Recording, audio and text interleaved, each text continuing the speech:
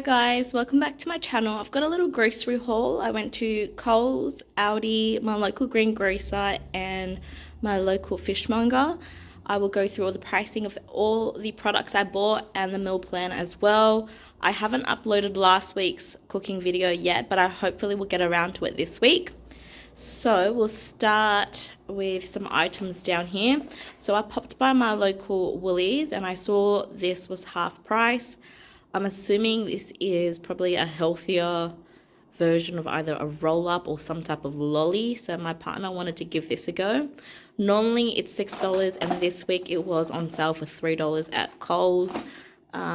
Let's have a look. The sugar level is still very high, obviously, so it's not exactly healthy, but it was an interesting choice and we figured we'll try a new product when it's on sale. So that's why we grabbed that. And I also grabbed this as my little treat from Aldi. To me, it looks like a knockoff version of a Bueno. So yum, yum, yum. This was $4. And I think that's the regular price. And it comes with 7 bars.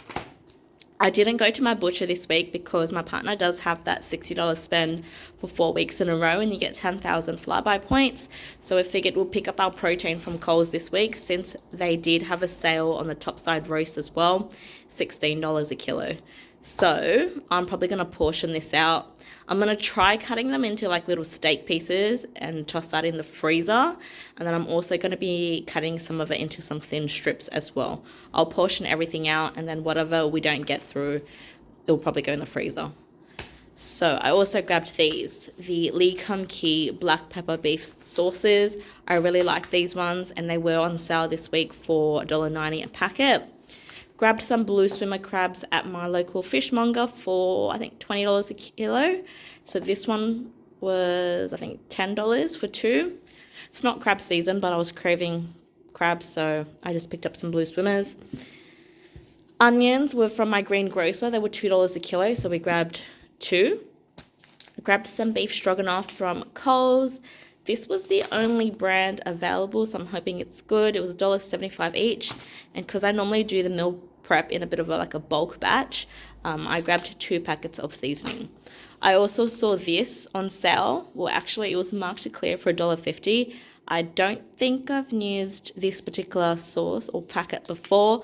Let me know in the comments if you have tried it. Is it good? Because it is marked to clear at the moment.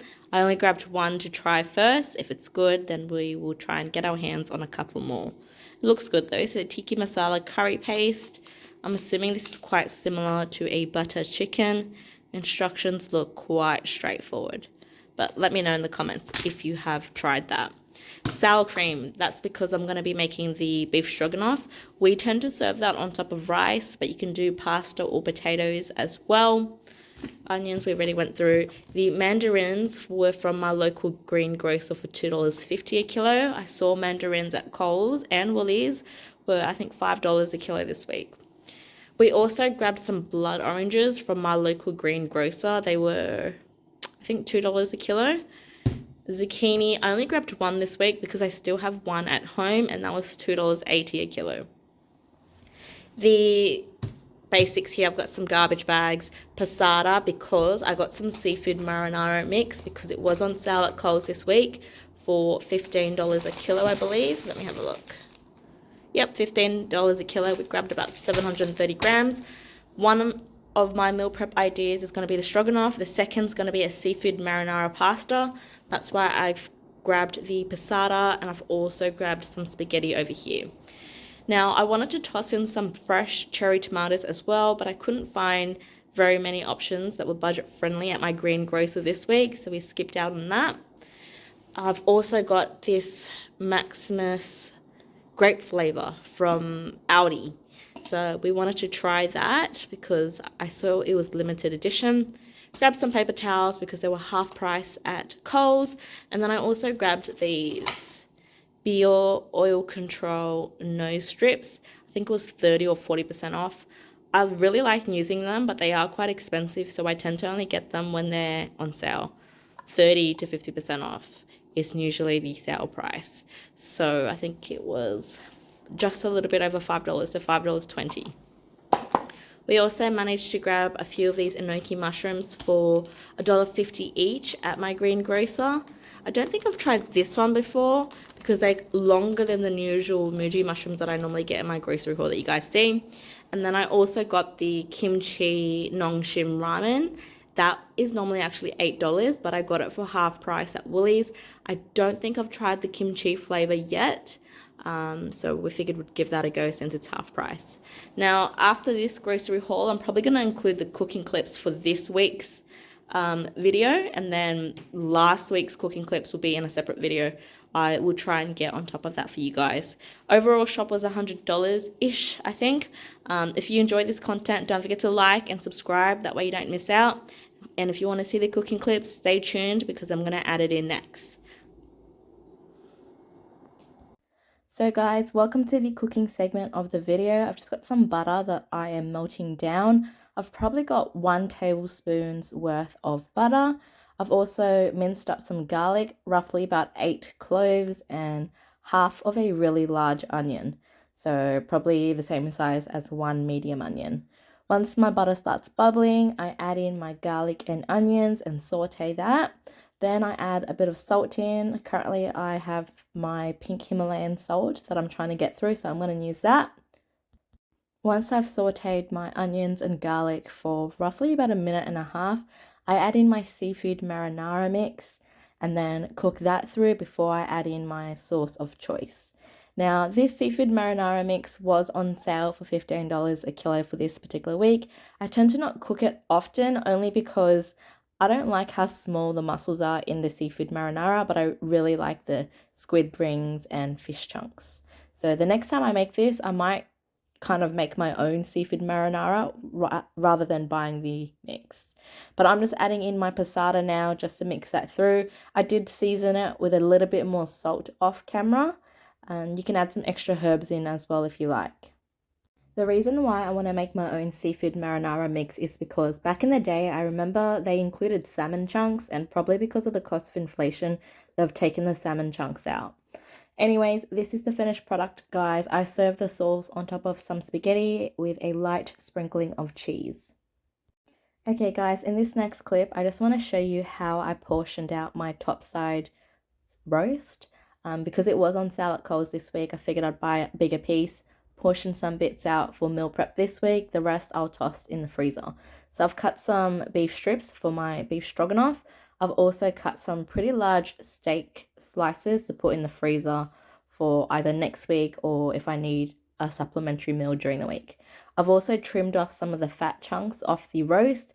I'm gonna render that off so it produces some oil that I can use to saute my onions and mushrooms in.